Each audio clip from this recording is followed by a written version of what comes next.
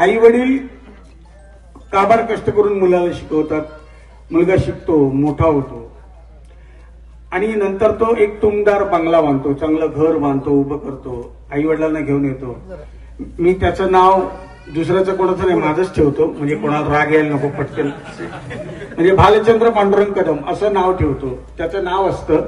आणि जेव्हा बंगला बांधतो, सगळं तुमदार छान, आई वडील खुश आणि पाटी लिहितो बाहेर भालचंद्र कदम.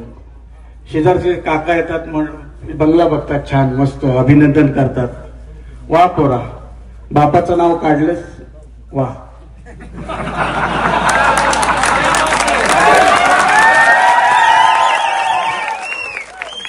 तसंच 25 वर्ष ज्यांच्या हातात सत्ता दिली मला ते म्हणायचं. आणि तो कारखाना परत सुरू हो ही खूप सदिच्छा इच्छा आहे. आणि एक माऊलींसाठी आमच्या बहिणी आहे तिकडे, काय माझीच बायको आता मला विचारत नाही, 7:30 डायरेक्ट आलेत ना, काय आवाजच करायचा नाही, बोलायचंच नाही, एवढा कॉन्फिडन्स आलाय. माझ्या बहिणीला फोन केला मी गावाला, बहीण म्हणाली मला यायचं इथं. ते मी म्हटलं कशाला येते, एवढा खर्च करून कशाला येते. नाही दादाने पैसे दिलेत. मी कुठे पाठवले तुझे पैसे, तू नाही, आमच्या दादाने अजित दादाने पैसे दिले. तर म्हटलं ते राव दे, मी देतो, तू ये. आणि ती आली, मग मला 5-7 हजारचा खर्च झाला, तो जाऊ दे, तो भाग वेगळा, पण बहिणीसाठी झाला. पण खूप मला बरं वाटतंय, महिला सक्षम झाली आणि त्या स्वतःच्या पायावर उभ्या राहतील आणि त्यांना एक बळ मिळालं. आधीच्या सरकारने जे होते त्यांना ही योजना दिसली नाही, ह्या सरकारला दिसली, याबद्दल त्यांचं अभिनंदन पहिले करायला पाहिजे.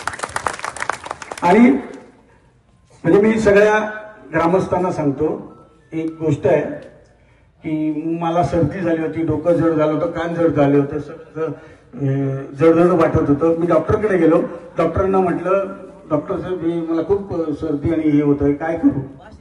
तर डॉक्टर म्हणला वाफ घ्या, वाफ. कान बसले होते माझे, मी ऐकलं हाफ घ्या. तुम्ही काही घ्या पण घड्याळाला निवडून द्या. म्हणजे तुम्हाला सांगतो, हे हाफचे गणित चांगले.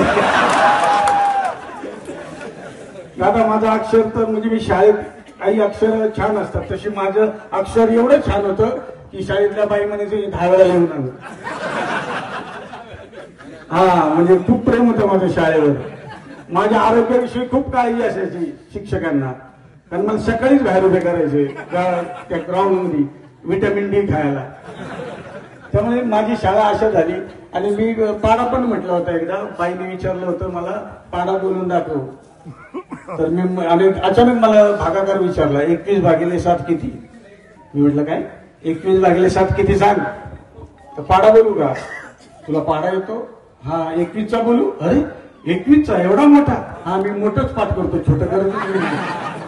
आणि मी पाडा म्हटला, ऐका पाडा 21 एके 21, 21 जुने अहो, 21 त्रिक आहो, 21 चौक 21 सत्ता 21 21 आहे तुझ्या आईचा हो. असा मार खाल्लाय ना शाळेत.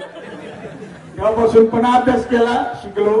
पण खरं सांगतो, आज माऊली भगिनींना खूप सवलती आहेत सरकारने दिल्या आहेत. आणि यानंतर आता 1500 ते 2100 होणार आहेत निवडणूक झाल्यानंतर, जिंकून आल्यावर. आणि नक्की ते तुम्हाला मिळतील आणि तुमची प्रगती हो, तुमच्या सगळ्या योजना तुम्हाला मिळो आणि तुमचं दुःख दूर हो एवढी अपेक्षा करतो आणि थांबतो. धन्यवाद. महाराष्ट्रातील सर्व बातम्यांचे विश्वासार्ह व्यासपीठ. सकाळच्या सर्व सोशल मीडिया प्लॅटफॉर्मला लाईक, फॉलो आणि सबस्क्राईब करा. तसंच सर्व नोटिफिकेशनसाठी बेल आयकॉन प्रेस करायला विसरू नका.